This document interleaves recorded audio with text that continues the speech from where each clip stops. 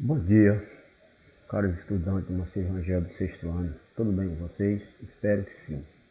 Nossa aula de hoje é fazer uma revisão do conteúdo que a gente viu no bimestre, sobre as duas paisagens, paisagem rural, paisagem urbana, com suas dinâmicas, ou seja, com suas atividades econômicas e os impactos ambientais que essas atividades econômicas vai provocar.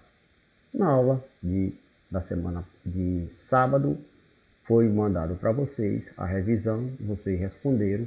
Agora vocês pegam aí um caderno com anotações do gabarito e vamos fazer a correção dele. Então a primeira dizia lá: as atividades econômicas têm um papel fundamental no desenvolvimento econômico de um país. Dessa forma também influencia como o homem se relaciona com o meio ambiente, evidenciando os aspectos socioeconômicos. Podemos afirmar que a indústria traz desenvolvimento econômico, ao mesmo tempo desigualdade social, verdadeira, porque a indústria está dentro do contexto do capitalismo. Então é uma divisão bem clara social.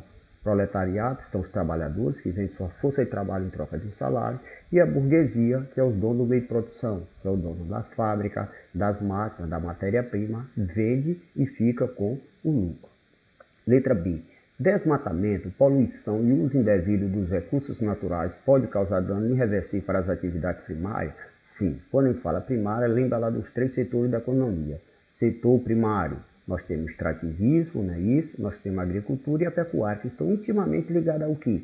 Ao solo. Então, quando eu faço desmatamento, essa vegetação, para se regenerar, às vezes ela nem consegue, e quando ela consegue, ela leva décadas. Como é que eu vou fazer o extrativismo? Se eu trabalho com latex, vou só cortando para tirar aquele leite dele, se eu botei fogo. Então não tem como. A poluição, se eu vou poluir os rios, como é que eu vou catar água para fazer essa irrigação? Se eu contaminei o solo, eu não vou desenvolver ali, mas não tem mais fertilidade no solo. Então não tenho mais para a agricultura e nem consigo fazer parte para o gado. Então são danos irreversíveis que você não consegue recuperar. Letra C. O crescimento urbano está atrelado ao crescimento da indústria e ao êxito rural? Certo. Com certeza, o crescimento urbano, a gente tem que falar, a urbanização está intimamente ligada ao processo de industrialização. É a partir do momento que a indústria se instala nas cidades que a população migra em massa, né, isso principalmente nos países desenvolvidos, para o setor, para as áreas urbanas. E a concentração fundiária também no campo e, em consequência, também da indústria que mecanizou a zona rural, não é isso? O homem sai em êxito rural, que é a saída desorganizada para as cidades. Então a resposta, todas estão corretas. Segundo, o processo de concentração fundiária caminha junto à industrialização da agropecuária com predomínio de capitais. Sobre esse tema, assinalo que foi incorreto. Letra A. O discurso de modernidade das elites tem contribuído para que a terra esteja concentrada na mão de grande maioria dos agricultores brasileiros? Sim, lembra, quando a gente fala grande maioria dos agricultores, nós estamos falando do empresário do setor primário. Então eles falam, nós somos o setor mais importante da economia, nós produzimos grande quantidade de grão. Eles só não dizem que esse grão é produzido em latifúndio, grandes propriedades, em monocultura, que vai trazer um grande dano ao meio ambiente e que ele é voltado para a exportação. Então, o discurso que eles precisam de grande quantidade de terra, na verdade, só vai favorecer a eles, porque eles não produzem diretamente para o consumo interno. Quem produz hoje no Brasil, a maioria do que nós consumimos é com um pequeno agricultor. Vamos para a letra C.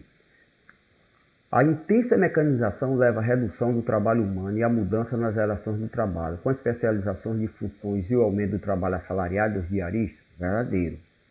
Quando eu faço a mecanização, ou seja, eu levo a máquina para desmatar, para plantar, para colher, para colocar fertilizantes e os agrotóxicos, eu criei a relação homem que era com o trabalho dentro do setor agrário. Então, eu tinha terra, eu produzia, o produto era meu, eu vendia, o lucro é meu. Agora, com a mecanização, se tornou o que nós chamamos de agroindústria. É o empresário do setor primário, junto à agricultura com a pecuária. Então, a mecanização gera o que? Desemprego. E agora eu vou ter aqui não um trabalhador rural como um todo, mas um especialista dentro do setor primário. Então, eu tenho alguém que vai trabalhar numa máquina para poder desmatar, eu tenho alguém que trabalha outra máquina para plantar, eu tenho outro que trabalha na máquina para poder colher. E eu tenho um que vai trabalhar na hora dos laboratórios, né? Isso são os técnicos de agronomia, de veterinária, todo esse contexto. E aí eu pego só o diarista, principalmente no período da colheita. Então houve o quê? Uma especialização do trabalho e assalariado.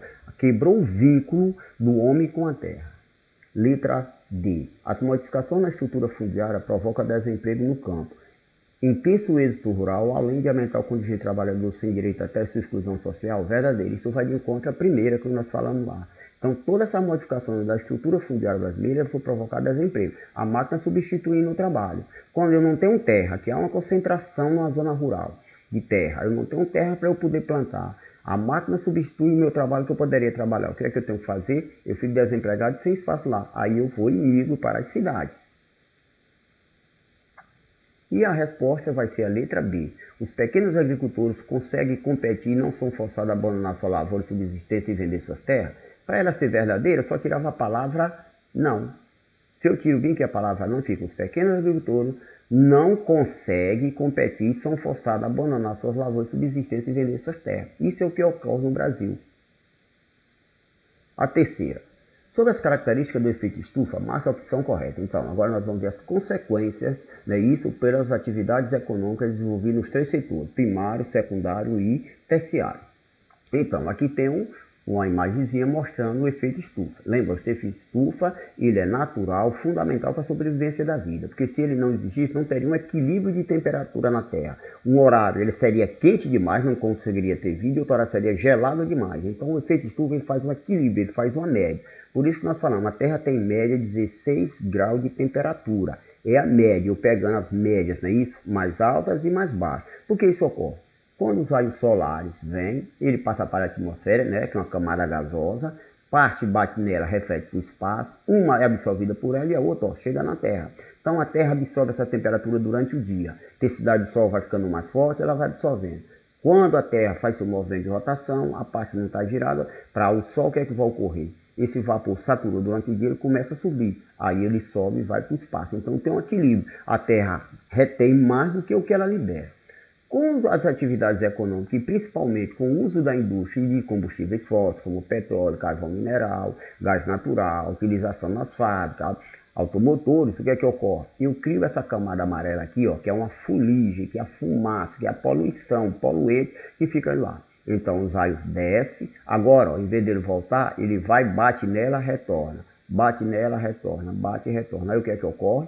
Há um aumento do efeito estufa. Aí você quebra o desequilíbrio. Então vamos lá para as alternativas. Vamos para B. O efeito estufa é um problema ambiental de proporções locais? Não. Ele é de proporções globais. Porque o efeito estufa, ou seja, o aumento da temperatura da Terra, vai gerar o quê? O aquecimento global. O próprio termo está dizendo global, é de toda a Terra. Lembra da temperatura que eu falei de 16 graus? O que é que vai ocorrer? Essa temperatura média vai aumentar e quebra todo um equilíbrio. O equilíbrio que existia é todo quebrado. Então, os polos agora vai aumentar um pouco a temperatura, as calotas polares vão derreter, não é isso? E ela vem em direção à linha do Equador, que é a região mais quente. Então, essa água que vem, não é isso? Dos oceanos, ela vai chegando e essa temperatura vai modificando tudo no globo. Letra C. O calor retido pela atmosfera origina o efeito estufa. Na medida em que os gases poluentes se acumulam na atmosfera, provoca a diminuição das temperaturas.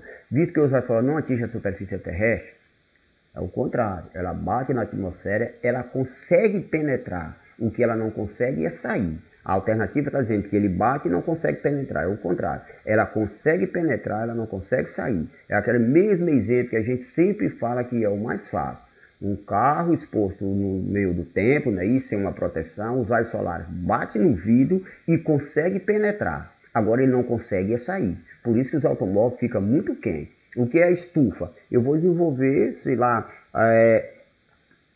plantar repolho, a pera, o morango nas regiões frias. Então, quando chega no inverno, essa temperatura está baixíssima. Eu cubro essa parte, não é isso? Com um plástico, os raios solares batem no plástico, penetram e não consegue sair. Aí a temperatura ali dentro fica mais quente do que está do lado de fora.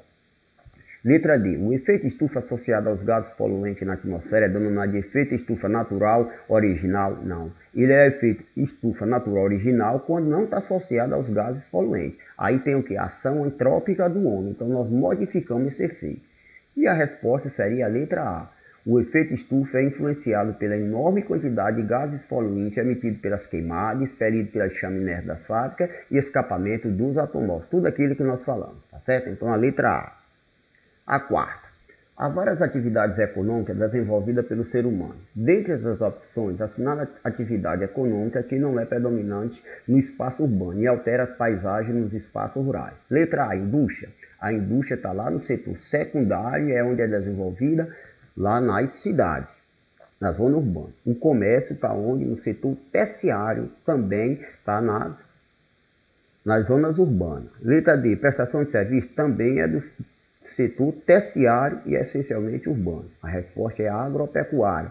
Quando eu junto agropecuária, agricultura com a pecuária. Lembra que o setor primário é formado pelo extrativismo, pela pecuária, não é isso?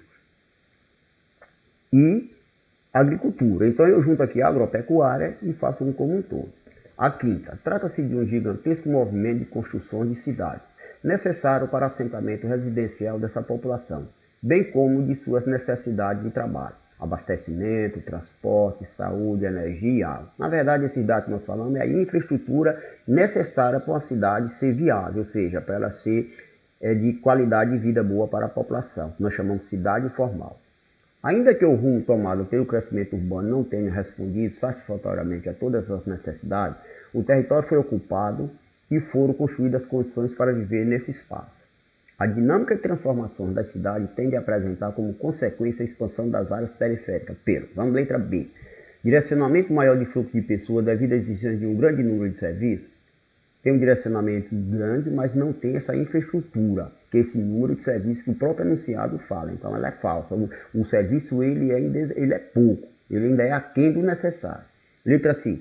Delimitação de área para ocupação organizada do espaço físico, melhorando a qualidade de vida. Pelo contrário, a ocupação do espaço normalmente é desorganizada. Ele não vem com uma política pública. É a população que chega nos grandes centros, lá pelo êxito rural, não é qualificada, tem um trabalho ou é informal ou é mal remunerado, não consegue morar na parte formal da cidade onde é organizada com infraestrutura, e aí ele vai morar nos bairros distantes, que é chamada periferia.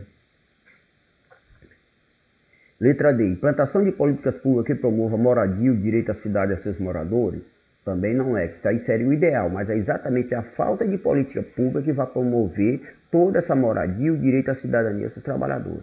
A resposta vai ser a letra A, que é o crescimento da população urbana e o aumento da especulação imobiliária. Esse crescimento da população nós chamamos de macrocefalia urbana. Por quê? Porque ele é desorganizado. Quando eu li as outras alternativas, nós falamos disso, falta de infraestrutura e tudo. E há o quê? Um preço exagerado pelos esses agentes imobiliários. Então, um terreno perto das áreas onde tem infraestrutura, ele é um preço absurdo, que está aquém, né, isso do poder aquisitivo da população de baixa renda. Aí ela tem que correr. Então, esses dois fatores associados, crescimento desordenado, né, isso, da população urbana e a especulação imobiliária. Então, relembrando, quinta questão, letra A. A sexta, observe a imagem a seguir. Qual é a imagem? É exatamente o crescimento urbano das periferias das grandes cidades. Então, ele está mostrando aqui, ó, toda feita de forma desorganizada. Como é que a gente vê? Olha aqui, ó, essa parte aqui é o solo, foi todo desmatado. Isso aqui vai dar erosão. Quando chove, vê o impacto. Pela imagem, dá a notar que, ó, essa parte está mais alta, aqui está mais baixa. Então, quando chove aqui, essa água desce e vem esse problema. Olha como aqui, ó, foi desordenado. Nós temos alguma manchazinha de vegetação. Veja que aqui, ó, era vegetação nativa. Ele foi desmatado e foi feito de forma desorganizada. Então, vamos lá. A respeito do crescimento desordenado nas grandes cidades do Brasil, percebe-se que o planejamento é um problema. Letra A. Relacionado às técnicas de ocupação do espaço para reduzir a segregação social? Não. Técnica nós temos suficiente. O que determina isso daí é o poder aquisitivo. Nos bairros da população de alto poder aquisitivo, as técnicas são utilizadas e é tudo feito de forma formal e não existe a segregação. Letra B. Ajustada a necessidade do espaço urbano para atender a demanda de serviço, isso é o problema. O Estado nunca foi ajustado e ele nunca conseguiu, né, suprir a demanda. Por isso que há grande quantidade sem teto. A quantidade de moradia, o déficit habitacional no Brasil é gigantesco, porque a política pública dos governos a nível municipal, estadual e federal nunca foi o suficiente. Letra D. Considerado solucionado no Brasil porque favorece a infraestrutura das cidades, isso aqui é exatamente o oposto. Ele nunca foi solucionado, é um grande problema das cidades. Porque se eu não tenho habitação adequada para todo mundo, os outros problemas vêm juntos. Se isso daqui for, olha, isso daqui é desordenado. Qual foi a primeira coisa? Nós fizemos desmatamento, deixamos parte do solo, ó, que se aqui quando chover vai desmoronar. Quem mora aqui, olha a altura do barranco. Aqui eu não tenho saneamento básico, então vai provocar que eu vou jogar água aqui, a céu aberto. A vegetação aqui eu desmatei. O que é que vai gerar tudo isso? Todos aqueles outros problemas. Então a resposta é a letra C, generalizado, e é um desafio para a ocupação dos espaços de modo ordenado. E aí vem a última. O fenômeno de ilha de calor é um exemplo mais marcante da modificação das condições iniciais do clima pelo processo de urbanização, caracterizado pela modificação do solo e pelo calor antropogênico, o qual inclui todas as atividades humanas inerentes à sua vida na cidade. Então, ilha de calor é típico de quê? De zonas urbanas. E antropogênico é a ação humana, né? Isso que provoca o calor. O texto exemplifica uma importante alteração socioambiental, comum aos centros urbanos. A maximização desse fenômeno ocorre. Ou seja, por que esse problema aumenta cada vez mais? Letra A. Pela reconstrução dos leitos originais dos cursos d'água antes canalizados. Pelo contrário, nós estamos destruindo esse leito decisivo. É só lembrar do nosso rio Puti e Parnaíba o impacto, não é isso que foi ocorrido nele. Pela recomposição de áreas verdes nas áreas centrais dos centros urbanos, também é o oposto. As áreas verdes dos centros urbanos foram todas matadas, a vegetação nativa, e ela não foi reposta. Pelo uso de materiais com alta capacidade de reflexão no topo dos edifícios, também não tem nada a ver. E vai ser a letra D, pelo processo de impermeabilização, ou seja, nós começamos a fazer o calçamento, o asfalto. Quando essa chuva bate, ela é intensa, ela não tem como infiltrar nem escoar. Lembrar que também as águas são jogadas direto na rua e gera tudo isso aí. E as áreas centrais da cidade vai gerar tudo isso. Então, quando chove, a gente vê o caos. Não está assistindo para o grande centro de São Paulo, Rio, é só olhar a Teresina em período de chuva, tá certo? Espero que tenha tirado a dúvida. Qualquer coisa, vocês falam com a gente pelo WhatsApp e diz qual foi o que vocês não entenderam. Até mais e até a próxima aula.